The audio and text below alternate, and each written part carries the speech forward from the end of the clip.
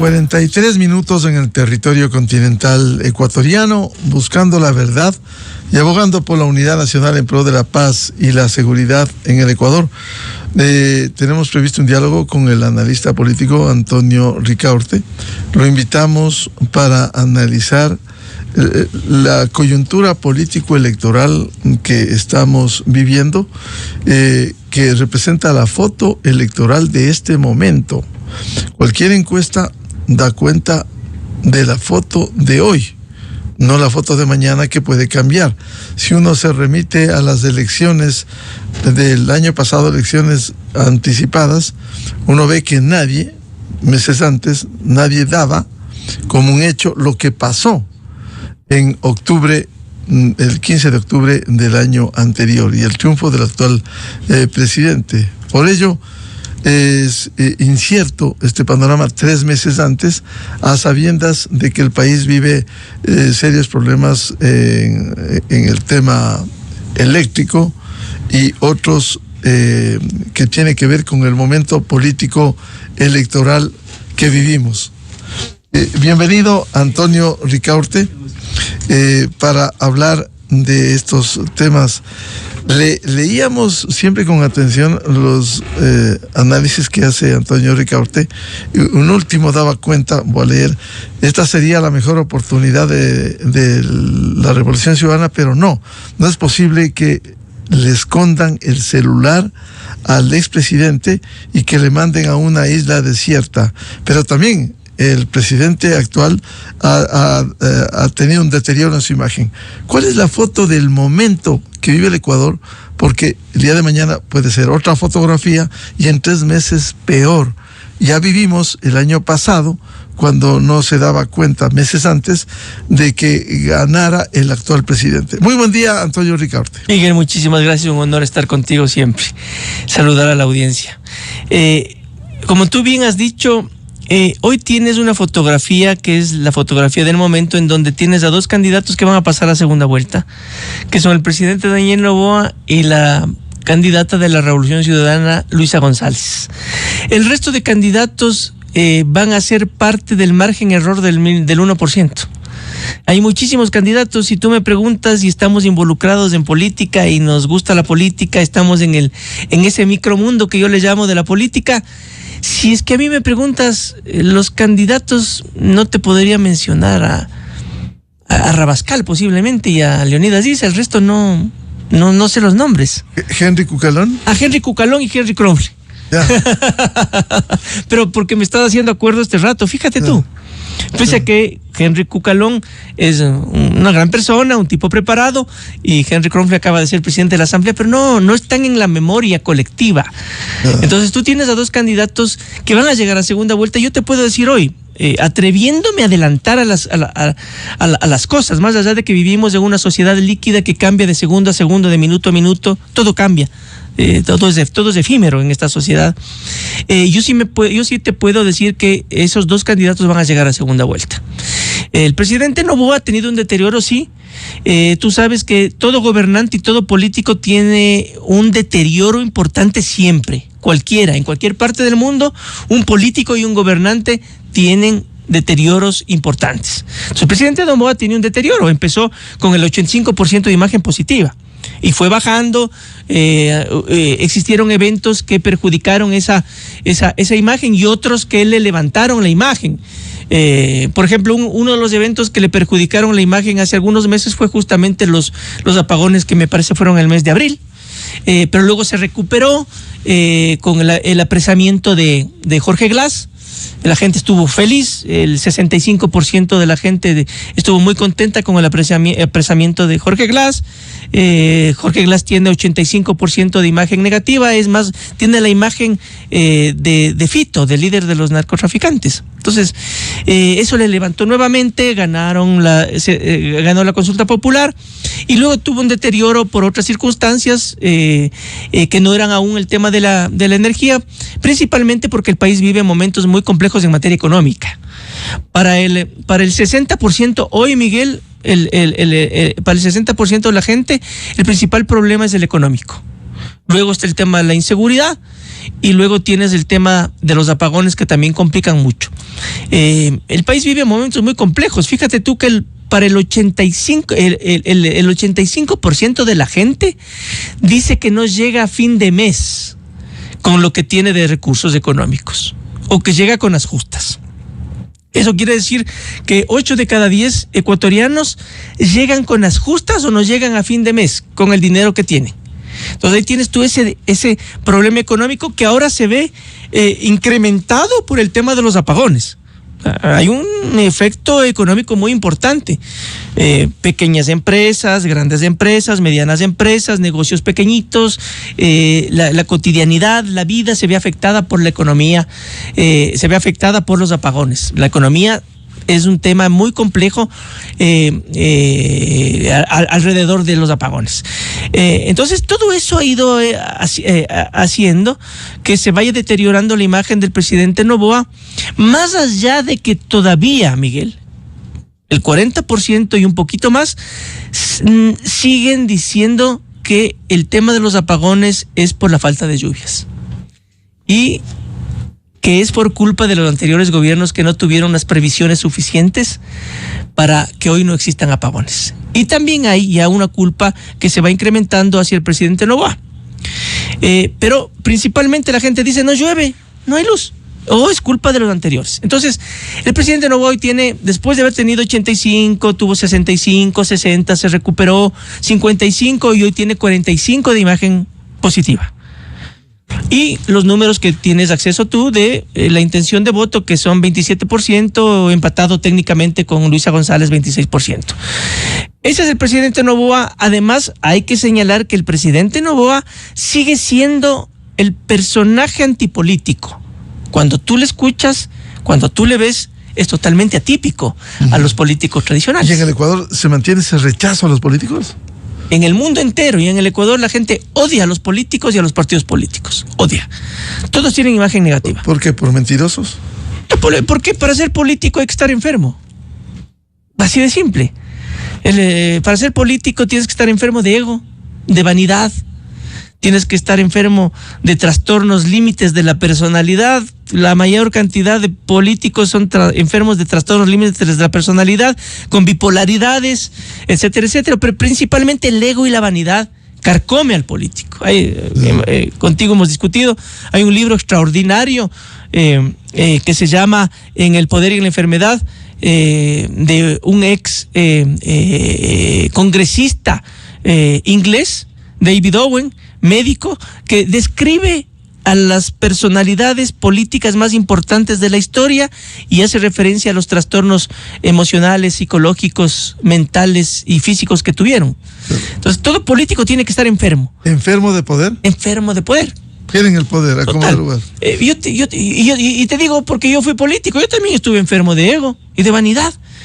Entonces, yo no creo en la política justamente por aquello, ya no creo, soy un político en recuperación.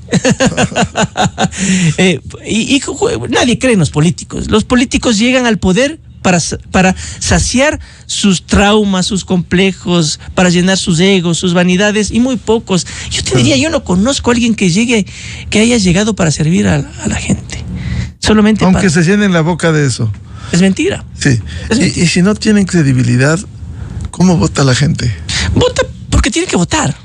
Vota porque tiene que votar, Miguel. O porque han hecho una campaña efectiva. Porque han llegado a hablar el idioma de la gente. Entonces, por eso te digo. Con engaños y mentiras, por eso viene la decepción posterior. Por supuesto.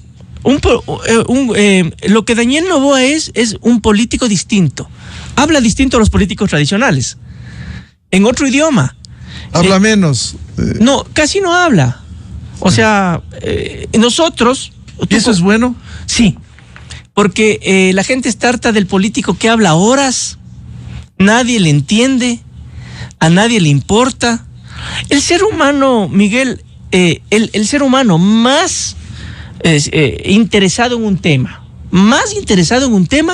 está capacitado para atender 14 minutos Después de eso ya no atiendes, ya te pierdes. Los apasionados del fútbol, yo te pongo como ejemplo eso, los apasionados del fútbol se conectan a un partido de fútbol y no ven el partido, ven el celular. Se levantan, van a coger algo de comida, van al baño, conversan. Por ahí el locutor alza la voz y corren a ver qué ha pasado. No se conectan. Entonces, la gente está cansada del político tradicional, del político, te digo, del político de traje, corbata y mocasín, del político que habla larguras, del político que se sube a las tarimas, que hace caravanas, que hace caos vehicular, del político que exhibe banderitas, se pone la camisetita del partido, que hace concentraciones engañosas porque a nadie le importa. Y Daniel Noboa es el diferente en ese sentido, Miguel. Habla poquito. ¿A quiénes nos llama la atención o a quiénes nos puede hasta molestar? A los que estamos en el micromundo de la política, periodistas, medios de comunicación, analistas, porque dicen que le entrevistan y dura 5 minutos, o va a un evento, da un discurso yo qué sé, en el Informe de la Nación y habla 6. Eso a la gente le encanta, dicen qué maravilla, es distinto. Y no habla larguras, no habla en difícil, habla en fácil, no está hablando de miles de datos. Cuando un político habla de datos, la gente no le cree. Primero porque la gente no entiende los datos. Pero vive problemas. Vive problemas. No entiende datos, dice, me está mintiendo, ¿qué también dirá? Se aburre, no pasa nada. Entonces Daniel Noboa es eso. Habla distinto, se viste distinto, actúa distinto, tiene unos silencios que a nosotros nuevamente nos atormentan, si tú quieres. ¿Por qué? Le criticamos porque diga algo, porque además estamos acostumbrados a la política tradicional. El político tradicional, porque llueve, da rueda de prensa. Además aburridísimo, ¿no?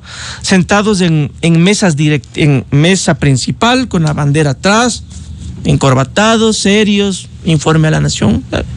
Aburridísimos. Eso no impacta. No impacta, no llama la atención, porque esos son los políticos tradicionales, ¿no? Ahora, cuando habla Antonio Ricaurte de políticos tradicionales, aquí en el 2007, 2008 se vendió el cambio, el nuevo país, se vendió eso. Esos que llegaron... Cuando ganó Correa, dices tú. Sí.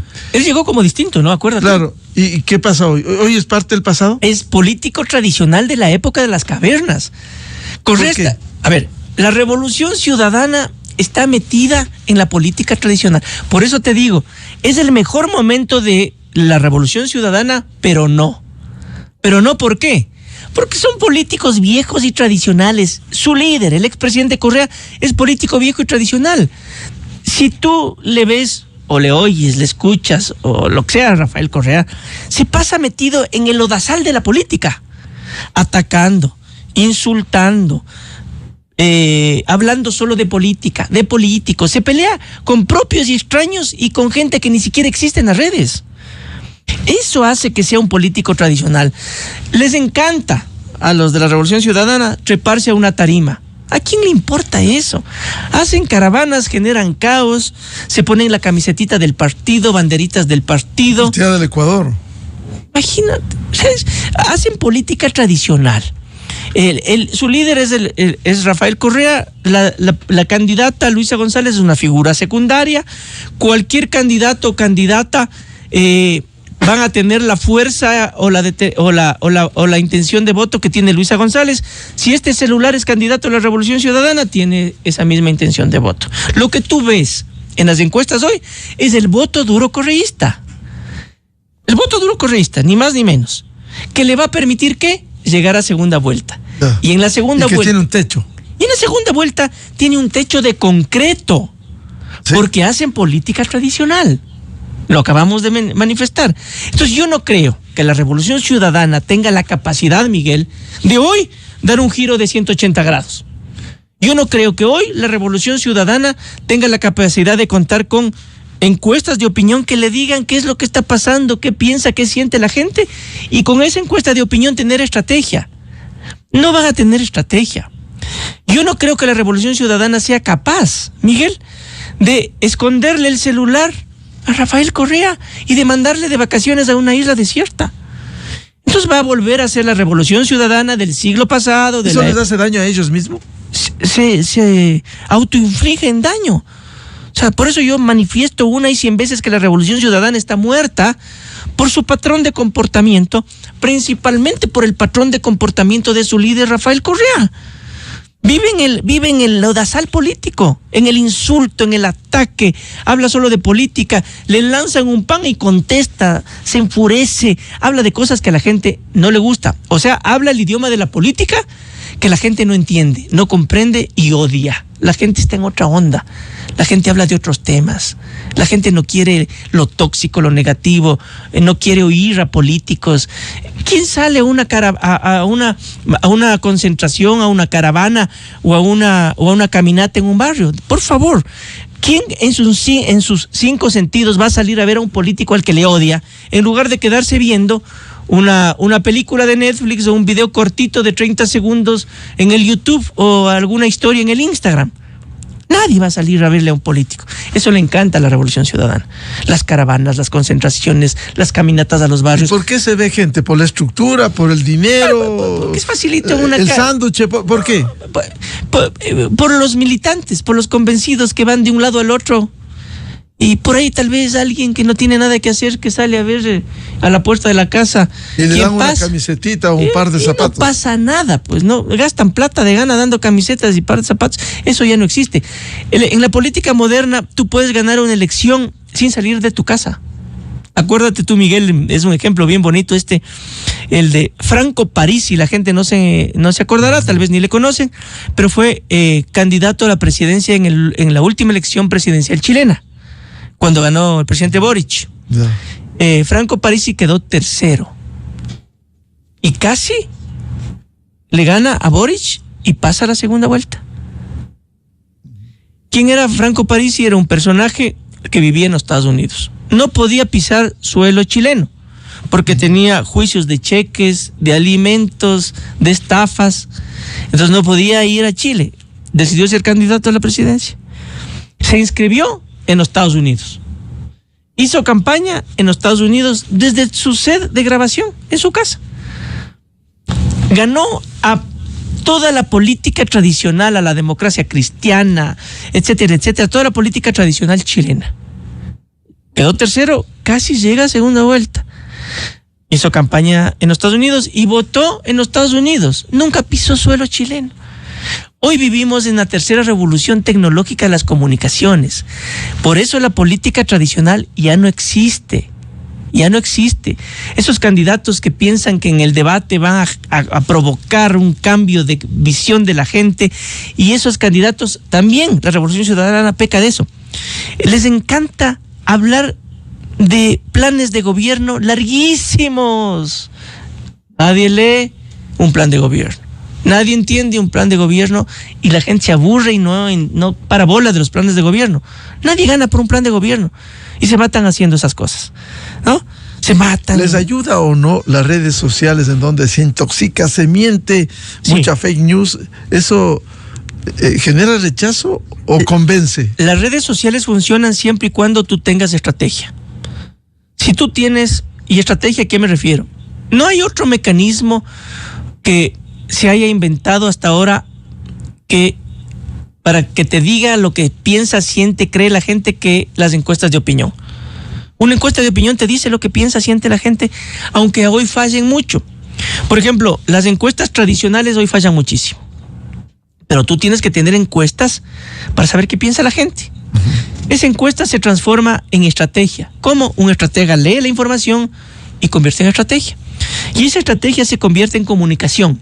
Comunicación tradicional en medios de comunicación tradicionales, radio, televisión, ya prensa escrita no existe, y no tradicional, que son las redes sociales. Entonces, las redes sociales funcionan siempre y cuando tú tengas información y estrategia. Si tú en las redes sociales dices o hablas tonterías que no son fruto de estrategia y quedas mal como payaso, bailarín, yo qué sé, te va muy mal. Las redes sociales funcionan siempre y cuando tú tengas estrategia. Por ejemplo, en el mundo del Twitter no funciona casi nada, porque el Twitter es la es la red social tóxica de los políticos y a los que les apasiona la política. Entonces, todos ellos ya tienen decidido su voto y ya son apasionados, odian a unos, aman a otros. Es una red muy tóxica, muy negativa, en donde está el mundo pequeñito, chiquitito. El micromundo de la política es muy pequeñito. Y a veces pensamos que es gigantesco y que todos nos oyen. Pero claro, si los trolls reproducen, eso genera imagen nada más de que hay mucha gente. Sí, pero si son temas interesantes, si son temas aburridos, no pasa nada. Y luego tú tienes ya un YouTube que tiene mucho acceso a la gente común y corriente, a la mayoría. El Instagram, ¿no? El TikTok. Entonces son temas ya que tienen mucha profundidad de la gente, en donde no tienes que meter el tema político tradicional. Porque si hay alguien que se mete comúnmente al Twitter o al TikTok o al YouTube ve algo político, cambia. O sea, no se engancha. Para que la gente se engancha en los primeros 30 segundos. Miento, se engancha en los primeros 2 segundos. Y si es que se engancha y el video dura más de 30 segundos, ya no ven. Lo primero que hacen, y las nuevas generaciones, lo primero que hacen cuando tú le enseñas un video es aplastar para ver cuánto dura el video. Si dura más de 30 segundos, ya no existe, ya no ven. Entonces tienes que saber qué poner, cómo poner, qué información poner, cuánto tiene que durar, cómo enganchas a la gente. Todo eso es estrategia. Entonces sí te dura. Entonces, claro, la gente detesta la política tradicional y el correísmo está muy metido ahí. Si se hace una lectura hoy, ¿cuáles serían las perspectivas, como ya bien ha dicho Antonio Ricaurte, en estas condiciones? Por ejemplo, si el presidente ha tenido un desgaste en el escenario que logre revertir en diciembre, en enero, el problema de la electricidad, ¿eso pudiera recomponer al presidente? Y como están las cosas, él ganaría en la segunda vuelta.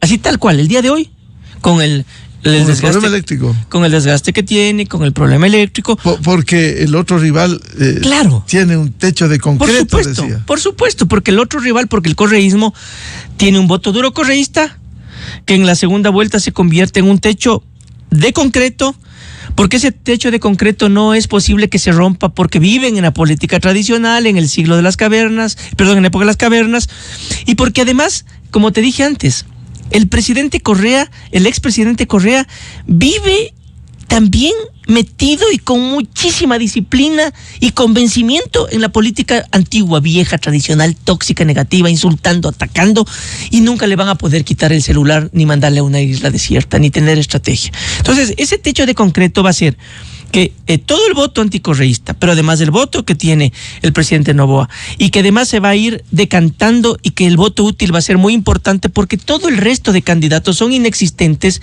y que forman parte del 1% del margen de error. Está muy abajo, tendrá un 1 o 2% en el mejor de los casos. La gente por el voto útil va a votar por el presidente Noboa, los anticorreístas, y la gente que no quiere votar por Correa, la gente que le va a ver al correísmo como un espacio tóxico, negativo, de insultos, de ataques feos, sin estrategia, con un expresidente furibundo, enloquecido, etcétera, etcétera. El presidente Noboa tiene las ¿Puede incidir algo quienes siguen de cerca, aplauden lo que pasa en Venezuela? También decir eso, no hay un fantasma en el Ecuador que de ganar ese sector se repita lo de la revolución bolivariana, en donde viven la miseria. El 85% de la gente odia la Venezuela chavista y de Maduro. 85%, Miguel. Entonces, es otro de los errores del correísmo. Defienden, yo no entiendo, no les entiendo. Defienden a personajes, pero nocivos. Se solidarizan, van a los eventos. Defienden a alguien al que la gente detesta en el Ecuador. O sea, ¿están haciendo campaña electoral en Venezuela o en el Ecuador? Pues, si es que hacen campaña electoral en Venezuela, capaz que les va bien. Pero están haciendo campaña electoral en el Ecuador, pues.